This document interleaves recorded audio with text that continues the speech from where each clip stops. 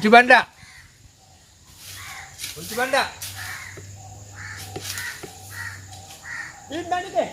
අරක් මහත්තයා ඇවිල්ලා. ගුරුල්ලා. හේ. පසුවයිද කියපන්.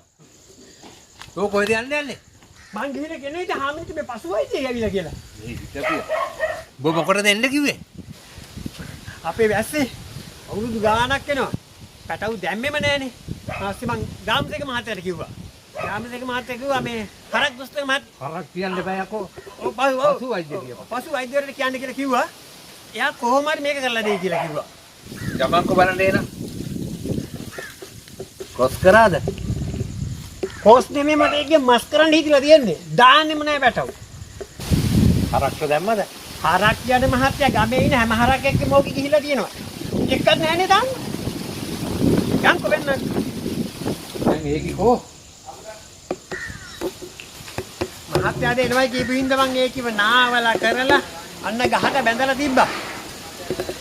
වටේ වට කරලා ඉතින් දෙකුත් ගහලා තිබ්බා. පිටිරෙදි මිනිස්සු දැක්කුත් හරි නෑනේ ඉතින්. අනික මහත්තයාට හොඳත් නෑනේ. මම ඔන්න ගහේ ඇණේකුත් ගහලා තිබ්බා. කොටද යකෝ ඇනේ ගැහුවේ? ඇයි මහත්තයා මේ මහත්තයා කලිසෙ මෙල්ලන්න?